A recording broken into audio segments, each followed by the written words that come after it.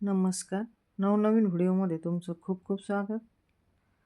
तर आज आपण विविध भाज्या घालून नाचणीच्या पिठाचं सूप बनवणार आहोत. तर बघा ह्या भाज्या मी घेतलेल्या आहेत. आपल्याला ज्या आवडतील त्या भाज्या आपण घ्यायच्या. मला ज्या भाज्या आवडल्या त्या मी घेतलेल्या.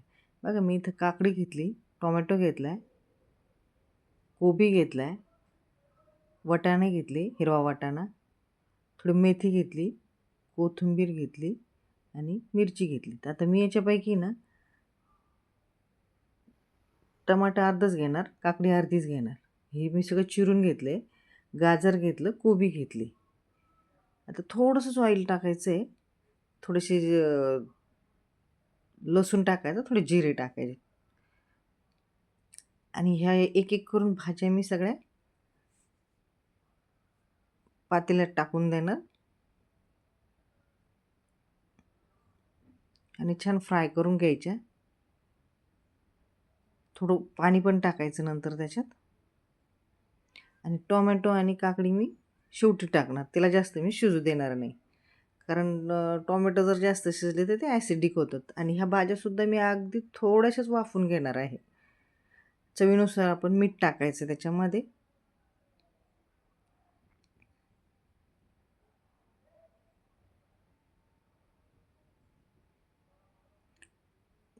हलक्या हाताने हलवून घ्यायचे. थोडंसं पाणी घालायचं आहे.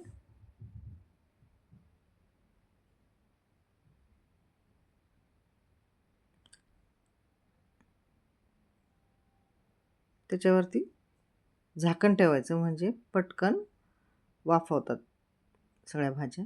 आता बघा मी हे नाचणीचं पीठ अगदी पोह्याचे 2 चमचे असताना तेवढंच घेतले बरं का. खूप कमी पीठ लागतं याच्यासाठी आणि खूप फुलतं ते शिजून. काय करायचं याच्यामध्ये पाणी घालायचं आणि त्याच्या गुठळ्या आहे ना होणार नाही याची काळजी घ्यायची आणि सारखं हलवत राहायचं.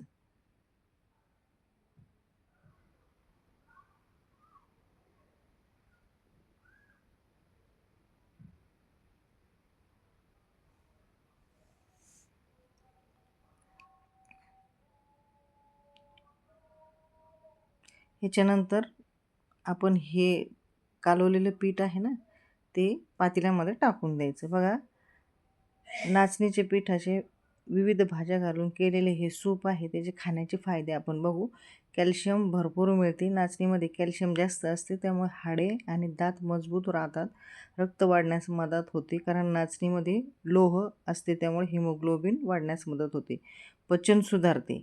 भाज्या आणि नाचणीमध्ये फायबर असल्यामुळे पोट साफ राहते आणि पचन चांगले होते. वजन नियंत्रणात राहते. कारण आता हे किती कमी पीठ घेतलं होतं आपण 2 चमचे तर त्याचं अर्धं पातेलं सूप होते. आता हे जर आपल्याला घट्ट वाटतंय ना तर अजून थोडं कोमट पाणी याच्यात टाकायचं आणि थोडं पातळ करायचं आहे. मधुमेहासाठी सुद्धा फायदेशीर आहे कारण नाचणीचा ग्लायसेमिक इंडेक्स कमी असल्यामुळे मधुमेह असलेल्या लोकांसाठीही हे चांगले आहे.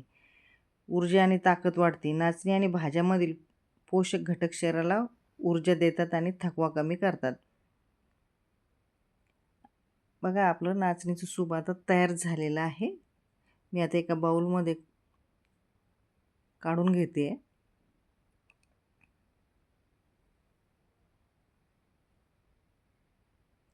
अशा पद्धतीने आपलं नाचणीचं सूप तयार झालेलं आहे. हे अतिशय पौष्टिक आहे. कमीत कमी आपल्या पोटामध्ये पीठ जातं बघा ना. 2 चमचेचं किती अर्धं पातेलं झालं हे आणि किती छान दिसतं हे. दिसायला पण छान, चवीला पण छान आणि पौष्टिकता याच्यामध्ये खूप आहे. बघा तुम्हाला जर माझा हा व्हिडिओ आवडला असेल तर लाईक करा, शेअर करा, सबस्क्राईब करा. धन्यवाद.